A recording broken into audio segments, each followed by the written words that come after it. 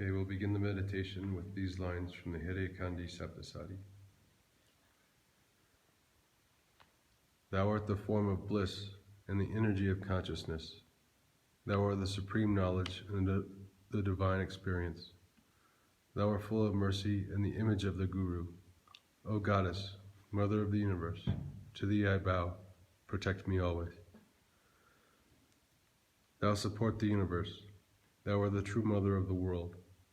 Destroy the attachment to this world. O Queen of Hare Khan, I bow to thee.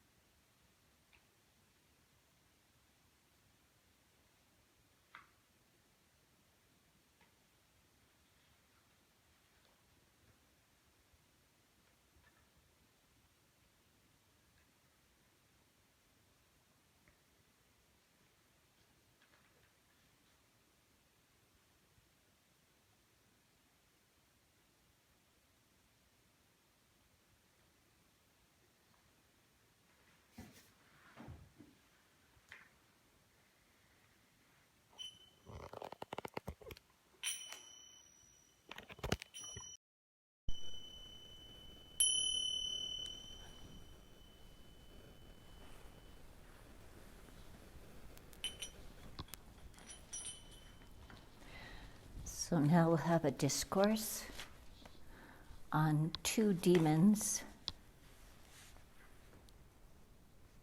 named Madhu and Kaitabh. This is from the Srimad Devi Bhagavatam. Once after a pralaya, the universe lay dissolved in the single primordial sea, Ekarnava. Vishnu lay asleep on his serpent bed. Two asuras were born, or demons, from the wax in the sleeping Vishnu's ears, and they were dreadful to behold.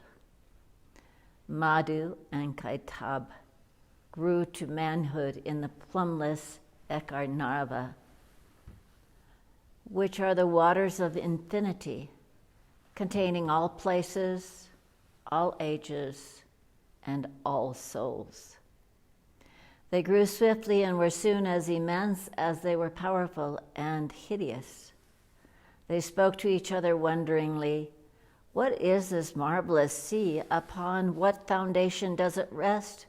Who made this ocean, and who made us? Who are our father and mother?" But they could find no answers to those questions. One day, from the inscrutable intuition, Kaitabh said to Madhu, "Brother, the Divine Mother is the cause of this sea, and of all of us as well."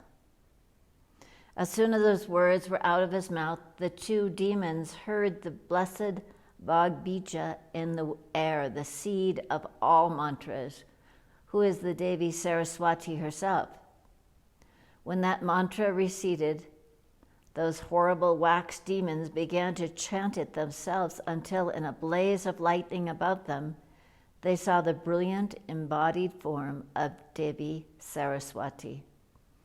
The demons chanted on and were one in spirit with the Divine Mother for 1,000 years. At last, the Divine Mother was pleased with Madhu and Kaitabh, and an extraordinary voice spoke to them. "I am pleased with you, demons. Ask me for what you want." "Devi, grant that we will only die when we will it ourselves." "So be it," said the Divine Mother, with a hint of a smile. Madhu and Kaitabh's roars of joy shook their home, the infinite sea, from end to end. They dived under the water in delight and began to play, both gently and viciously, with the little animals of the deep. They flew up into the air and played with the rainbow-hued birds there. Then one day, Madhu and Kaitabh saw an immense golden lotus in the sky, and sitting in it, steeped in meditation, four-faced and white-bearded, lustrous Brahma, the sire and creator of everything. The excited demons called out to Brahma, "Come, let us fight, or else relinquish your lofty place and flee from us." Brahma flickered all his eyes open and saw the demons, each big as 10 merus. He shuddered at how terrible they were and wondered, "I am not certain how strong these monsters are. I hesitate to fight them. I think I will rouse Vishnu from his sleep and let him kill them." Brahma plunged down the stalk of the golden lotus and besought Vishnu anxiously, calling him by many of his august names and begging him to quell the arrogant demons. But nothing stirred. It seemed Vishnu had not heard Brahma. He could hear Madhu and Kaitabh roaring for him, so his lotus stem shook like any flower in a gale. Brahma decided that Vishnu must be plunged in the Yoga Nidra, the trance of the Divine Mother, under deep, deep sleep.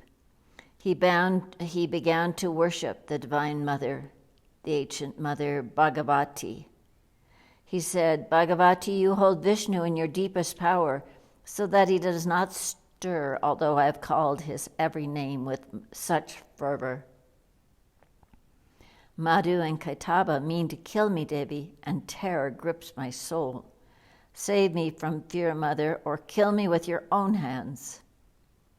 The Devi, in her inert form of sleep, withdrew from Vishnu,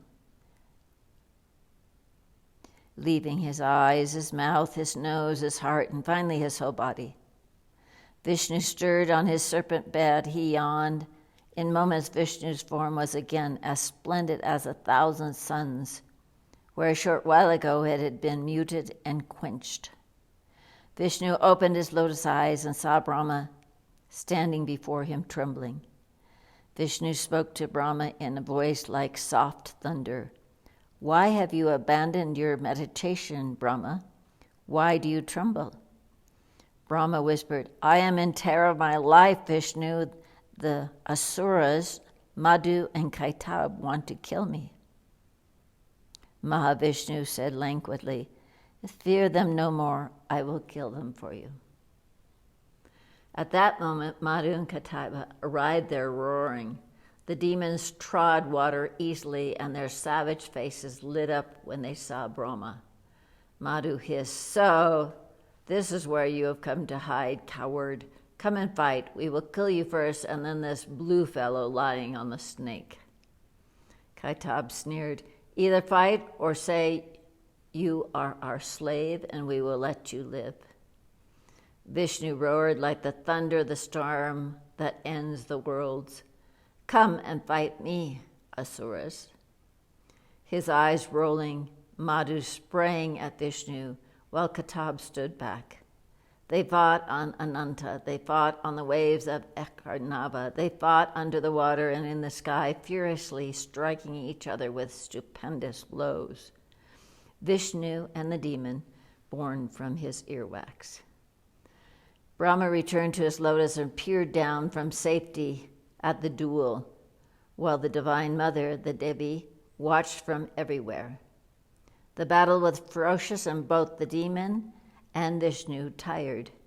Suddenly, Madhu stepped away from Vishnu, and at once Kaitabh sprang forward to engage him. Thus the two demons fought Vishnu turn by turn, and at times both together.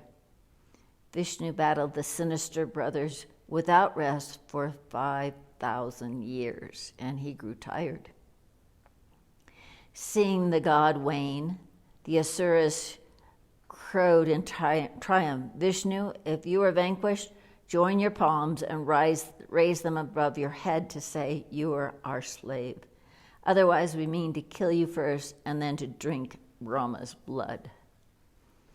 Vishnu saw that the demons were treading water easily and replied, No warrior will fight a tired enemy, a frightened one who has no weapons, or a child. For 5,000 years we have fought, and each of you rested while the other one faced me.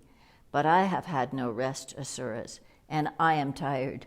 So let me draw breath for a while, and we will fight again. Madhu and Kaitabh nodded their heads solemnly and allowed Vishnu the rest he wanted. They stood back from him, arms folded on their chest, like continents, still treading water. Vishnu fell into a deep meditation. As he meditated, he learned of the Devi's boon to the Asuras, that they could only die when they themselves willed it. Vishnu was perturbed, for who wants to die even in the direst circumstances? He realized how vain his battle with the wax demons had been. Vishnu folded his hands and worshipped the Divine Mother fervently. Mother, I'm exhausted, and the demons who have your boon are ready to kill me. I'm helpless, Mother. Please save me. The Divine Mother spoke to Vishnu out of the air. Fight again without fear, Vishnu. I will seduce the Asuras with a look from my eyes so you can kill them. Vishnu went back to fight, and the Asuras welcomed him fondly. They began to strike one another again with blows that are beyond describing. Now Madhu and Kaitabh were both rested, and they fought Narayana together. He quickly found their combined strength more than he could bear, and reeling from their blows, he looked imploringly up to the Divine Mother to save him. She manifested herself before the demon's eyes then, and she was enticement personified. Ah, her red eyes shot shafts of unfamiliar lust at the demons. The enchanted Asuras had eyes only for the Devi now. They stood gazing at her like men bewitched with a dream, aroused past endurance and not knowing what to do. Seeing his chance, Vishnu said, "Warriors, I'm so pleased with the fight you gave me. I will grant you any boon. Only ask me." Asuras. Standing before the alluring Devi, the Asuras wanted to impress her and replied haughtily, "Who are you to grant us a boon? We are not beggars that we want anything from you. On the other hand, you ask for a boon, Vishnu, and we shall grant it in our munificence." Their eyes never left the Divine Mother's ravishing form. Vishnu replied, "If you are so pleased with me, Asuras, grant that I kill you both." At once the Devi vanished, and the demons realized they had been tricked. They hung their black heads, and green tears trickled down from their awful faces. Then Madhu had an inspiration. Brightening, he said, "We know you never lie, Vishnu. We have need of the boon you promised us earlier." "Ask me," said Vishnu, for he had indeed promised. "We will let you kill us, but it must be on solid ground where there isn't a drop of water," said Madhu. And of course, there was no dry place in this whole disillusion. Vishnu said, "So be it," and he expanded his thighs so that there was a bright, dry island floating above the sea of Ekarnava. The Asuras grew so they were 10,000 yojanas each, but Vishnu made his thighs twice as vast. With nothing else for it, Madhu and Kaitabh laid their heads on Vishnu's thighs as on an executioner's block, and with his chakra, Vishnu struck their heads off, their immense trunks, in eruption of gore. So the story was told of this wonderful rencounter of Vishnu taking the lives of these two demons. Jai Mahamaya Ki Jai. And on Thursday, I will read the Chandipat's interpretation of these two demons, which Swamiji calls the thoughts of too much and too little, and the role that Mahamaya did to deceive them. So it'd be an interesting companion to this story. So now you know the story, and on Thursday at our meditation at 3:00 after, I'll tell that story. Bole Baba Ki Jai.